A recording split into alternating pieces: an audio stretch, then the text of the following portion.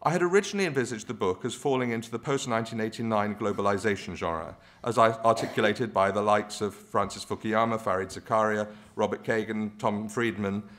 Note that all these thinkers are American rather than British. I don't think the Brits do thinking very well. In other words, I saw it through the template of a new order emanating in the East, challenging the hegemony of the West. This was going to be called maybe the New World Order. I went on to think about a working title, The Pact. I finally settled on freedom for sale, realizing that actually we all do it. We all make the trade-off, whatever system of government we live under. Now I realize the universal nature of the pact. We are, whether we live in democracies or authoritarian or semi-authoritarian regimes, closer than we think. I have not sought to compare countries. I have no score sheet. The pact is played out in different circumstances and cultures and at different speeds. We each choose different freedoms in our own countries, which we are prepared to cede. So therefore, in some countries it's freedom of expression. In some it's the right to vote out your government. In some it's an impartial judiciary. In others it's the ability to get on with your life without being spied upon. In some countries it's a combination of these and more. In day-to-day terms, such restrictions as these affect actually only a small number of people.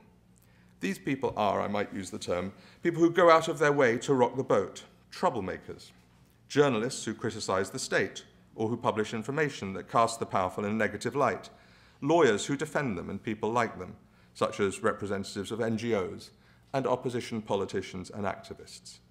The rest of the population, maybe 99%, carry on regardless.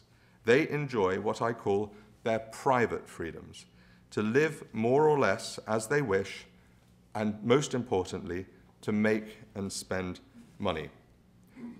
So private freedoms are your freedom to lead your own atomized existence.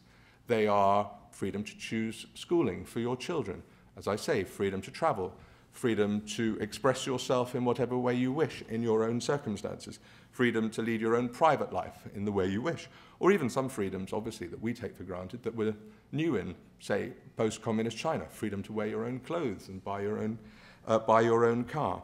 These are private freedoms. Now, the difference between public freedoms and private freedoms, the public ones are the ones that affect your behavior in the public realm. They are freedom of association, freedom of speech, freedom to vote in multi-party elections, and most important of all, freedom to act vigorously in the public realm, freedom to cause trouble. How many members of the public going about their daily lives really wish to challenge those with power?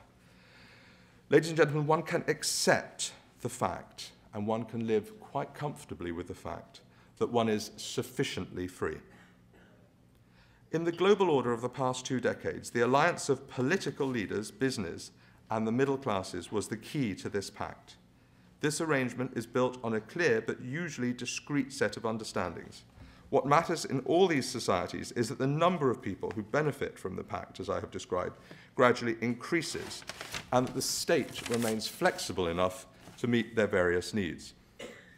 These could be summarized as property rights, contract law, environmental protection, lifestyle choices, and the right to travel. But the preeminent freedom in the past 20 years in this era of globalized wealth has been financial, the right to earn money and to keep it.